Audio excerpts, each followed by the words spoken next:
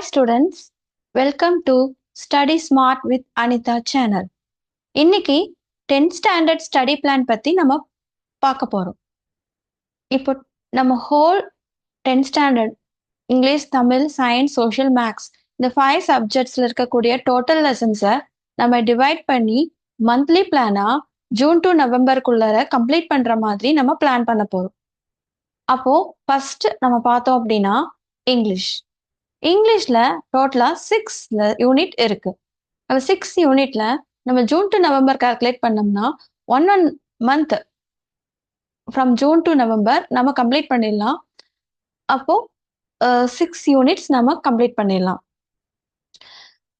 தமிழ்ல பாத்தீங்கன்னா லாஸ்ட் இயர்ல 9 யூனிட்ஸ் இருந்துச்சு. ஓகேவா ஸ்டூடெண்ட்ஸ்? லாஸ்ட் இயர்ல 9 யூனிட்ஸ் இருந்துச்சு.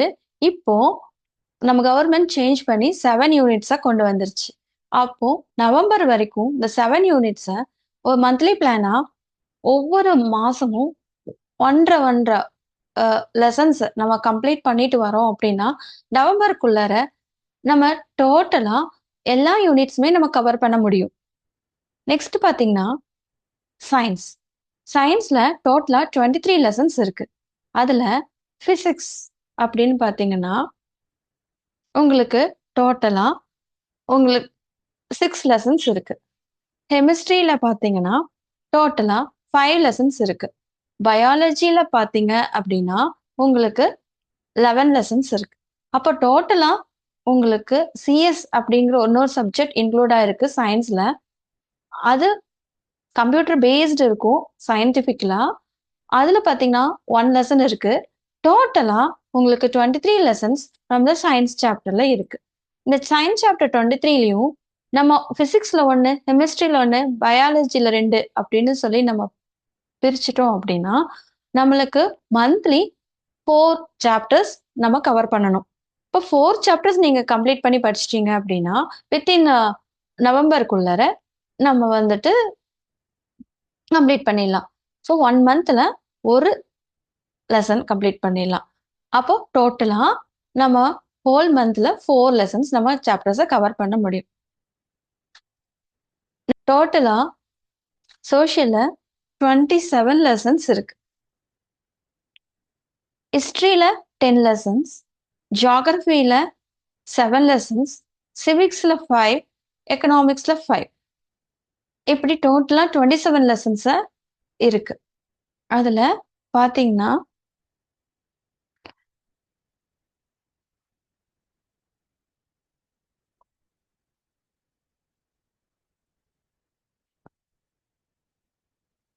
நம்ம வீக்லி நம்ம 1 லெசன் அப்படிங்கும்போது மந்த்லி 4 லெசன்ஸ் நம்ம முடிக்க முடியும்.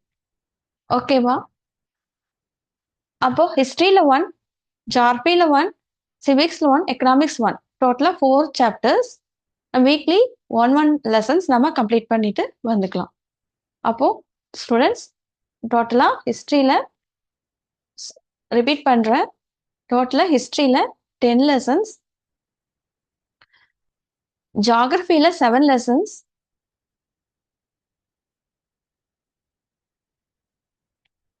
அண்ட் சிவிக்ஸ்ல 5 லெசன்ஸ் அண்ட் எக்கனாமிக்ஸ்ல 5 லெசன்ஸ். இதுல ஹிஸ்டரியில 2 லெசன்ஸ் எடுத்துக்கலாம். ஜியாகிரபியில 1, சிவிக்ஸ்ல 1, எக்கனாமிக்ஸ்ல 1 நம்ம ஆல்டர் பண்ணி நம்ம அக்கார்டிங் டு நம்ம பிளானை நம்ம 4 லெசன்ஸ் அப்படிங்கறத கம்ப்ளீட் பண்ணிடும் நம்மளோட கோல். ஓகேங்களா? அதான் சோஷியல் பார்ட்ல.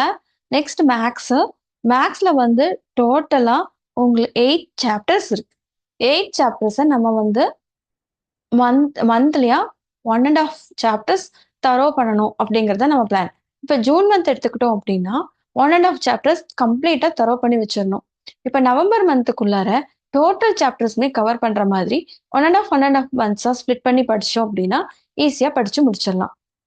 ஸோ நம்மளுக்கு எப்படி நம்ம வீக்லி டார்கெட் பண்றது அப்படிங்கறது நம்ம பார்ப்போம்.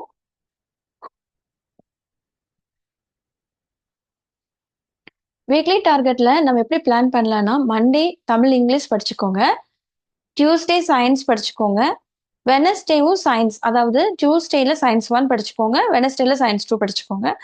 தேர்ஸ்டேல சோஷியல்ல ஹிஸ்டரி, சிவிக்ஸ் படிச்சுக்கோங்க. ஃப்ரைடேல ஜியாகிரபி, எக்கனாமிக்ஸ் படிச்சுக்கோங்க. நெக்ஸ்ட் சாட்டர்டே, சண்டேல நம்ம டெஸ்ட் மாதிரி நம்மளையே டெஸ்ட் பண்ணி பார்த்துக்கலாம். இப்போ இப்போ ஹோலா டெய்லி அப்படிங்கும்போது கண்டிப்பா மேக்ஸ் கொண்டு வந்துருங்க.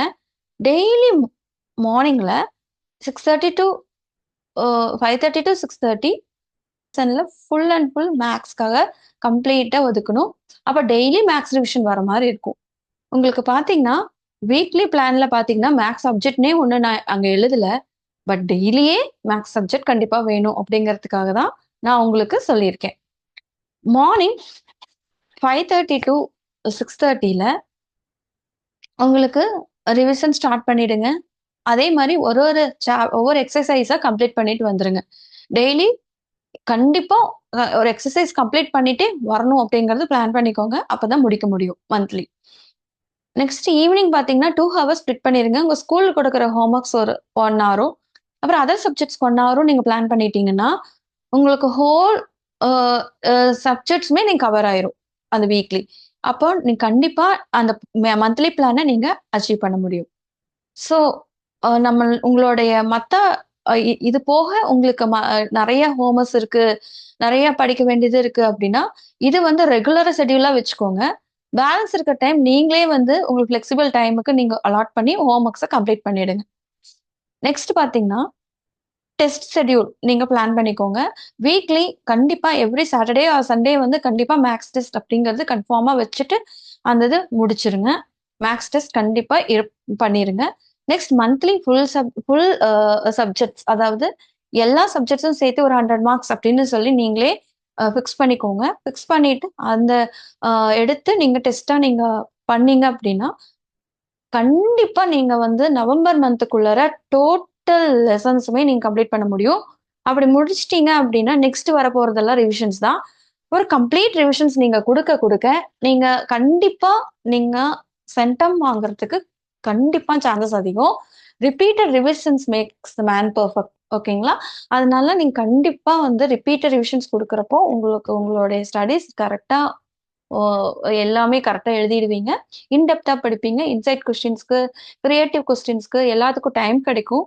அப்பதான் நீங்க உங்களால சென்டம் அச்சீவ் பண்ண முடியும். அதனால ஸ்டூடெண்ட்ஸ் லேசியா இல்லாம ஆக்டிவா இருந்து கண்டிப்பா நீங்க கோல் அச்சீவ் பண்றதுக்கு உங்களால மட்டும்தான் முடியும். நீங்க தான் எழுத போறீங்க. அதனால நீங்க மனசு வச்சாதான் முடியும். மனசு வைங்க. Okay? Thank you. All the best.